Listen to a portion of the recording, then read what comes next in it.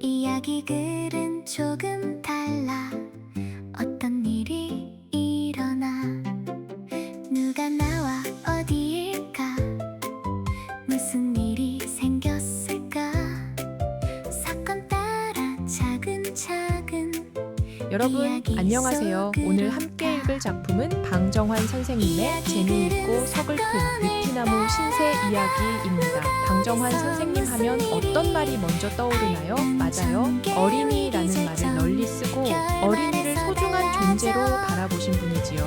그런데 오늘 작품은 어린이만 직접 등장하는 이야기는 아닙니다. 주인공은 사람이 아니라 오래된 느티나무입니다. 이 느티나무는 수백 년을 살아오면서 세상의 여러 모습을 봅니다. 처음에는 외롭고 쓸쓸합니다. 그러다가 새도 만나고 매미도 만나고 사람들도 보게 됩니다. 그 과정에서 세상이 재미있다는 것도 알고 또 세상이 서글프다는 것도 알게 됩니다. 그래서 제목도 재미있고 서글픈 느티나무 신세 이야기입니다. 재미있고와 서글픈이 함께 들어가 있지요. 오늘은 이 두 느낌이 왜 함께 있는지 생각하면서 읽어보겠습니다. 먼저 인물부터 보겠습니다. 이 작품의 중심 인물은 느티나무입니다. 느티나무가 직접 자기 이야기를 들려주는 방식입니다. 그러니까 이 작품에서는 느티나무가 화자이자 주인공입니다. 느티나무는 한자리에 뿌리를 내리고 서 있습니다. 마음은 있지만 움직일 수는 없습니다. 보고, 듣고, 느끼지만 직접 달려가 도와줄 수는 없습니다. 이 점이 아주 중요합니다. 느티나무는 오래 살아서 많은 것을 알게 되지만 움직일 수 없기 때문에 더 안타까운 존재입니다. 주변 인물도 살펴보겠습니다. 먼저 꾀꼬리가 나옵니다. 꾀꼬리는 느티나무에게 처음으로 기쁨을 느끼게 해준 존재입니다. 느티나무는 꾀꼬리의 노래를 듣고 세상에 사랑과 재미가 있다는 것을 처음 알게 됩니다. 그 다음 매미도 나옵니다. 매미의 울음소리도 느티나무에게는 반갑고 신선하게 느껴집니다. 느티나무는 작은 생명들의 소리에서 외로움을 덜어냅니다. 동네 아이들도 나옵니다. 아이들은 꾀꼬리나 매미를 보고 잡으려고 합니다. 아이들 입장에서는 장난일 수 있지만 느티나무 입장에서는 소중한 친구들이 위험해지는 일입니다. 또 사람들이 나옵니다. 느티나무는 사람들의 삶과 죽음을 지켜봅니다. 특히 죽은 사람의 시체가 지나가는 장면을 보며 세상의 슬픔을 깊이 느끼게 됩니다. 이제 배경을 보겠습니다. 시간적 배경은 느티나무가 수백 년을 살아오는 긴 시간입니다. 하루 동안 일어난 사건이 아니라 아주 오랜 세월 동안 느티나무가 보고 겪은 일을 들려주는 이야기입니다. 공간적 배경은 느티나무가 서 있는 자리입니다. 동네 사람들이 지나가고 새와 곤충이 찾아오고 아이들이 모여드는 느티나무 주변입니다. 느티나무는 어디를 돌아다니지 않습니다. 하지만 그 자리에서 세상을 봅니다. 움직이지 않지만 오히려 오래 지켜보았기 때문에 세상의 기쁨과 슬픔을 깊이 알게 됩니다.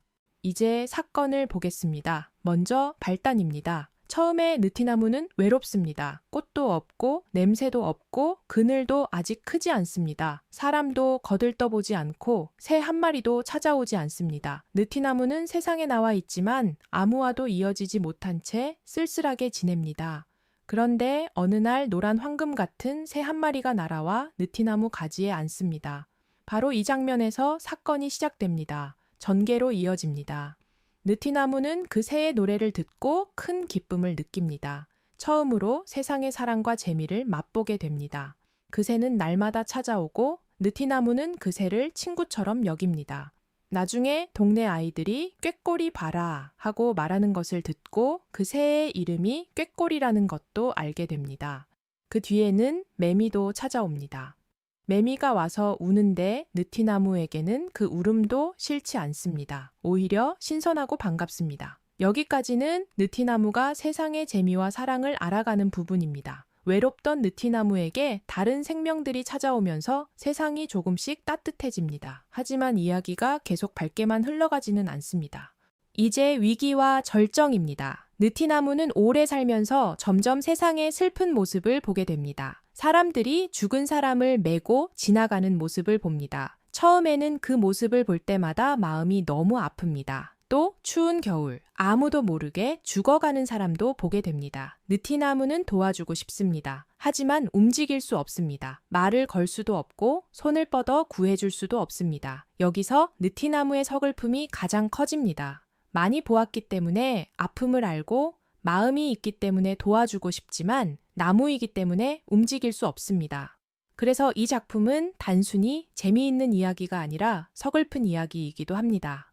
결말입니다. 느티나무는 긴 세월을 살아오며 깨닫습니다. 세상에는 꾀꼬리의 노래처럼 아름답고 재미있는 일도 있습니다. 하지만 죽음, 이별, 억울함, 고통처럼 슬픈 일도 많습니다. 그래서 느티나무는 사람들에게 말합니다. 앞으로 무슨 일이 생길지 모르니 살아있는 동안 좋은 일을 많이 하라고 말입니다. 이 말은 그냥 착하게 살라는 말보다 조금 더 깊습니다. 느티나무는 오래 살면서 보았습니다. 삶이 언제나 즐겁기만 한 것도 아니고 언제 어떤 어려움이 올지도 모릅니다.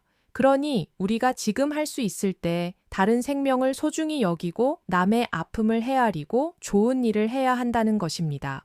마지막으로 오늘 작품의 교훈을 정리해 보겠습니다. 이 작품은 우리에게 이렇게 말합니다. 세상에는 재미있고 아름다운 일도 있지만 슬프고 억울한 일도 함께 있습니다. 그러므로 우리는 살아있는 동안 작은 생명을 함부로 대하지 말고 다른 존재의 아픔을 헤아리며 좋은 일을 해야 합니다. 느티나무는 움직일 수 없어서 안타까워했습니다. 하지만 우리는 움직일 수 있습니다. 말할 수 있고 손을 내밀 수 있고 누군가를 도울 수도 있습니다. 그러니 이 작품을 읽고 나면 이런 질문을 해볼 수 있습니다. 나는 주변의 작은 생명을 어떻게 대하고 있나요? 친구의 마음이 힘들 때 그냥 지나치지는 않았나요? 내가 지금 할 수 있는 좋은 일은 무엇일까요? 오늘 작품은 느티나무의 이야기이지만 결국 우리에게 묻는 이야기입니다. 세상의 재미만 보지 말고 세상의 슬픔도 볼 수 있는 마음을 가지라고 말입니다. 오늘은 방정환 선생님의 재미있고 서글픈 느티나무 신세 이야기를 인물, 배경, 사건, 교훈의 순서로 정리해 보았습니다. 다음 시간에도 작품 속 이야기를 그냥 읽고 끝내지 말고 누가 나오고 어디에서 일어나고 어떤 일이 벌어지고 무엇을 생각하게 하는지 차근차근 구조화하면서 읽어보겠습니다. 사건 따라 읽어보자. 이야기가 보여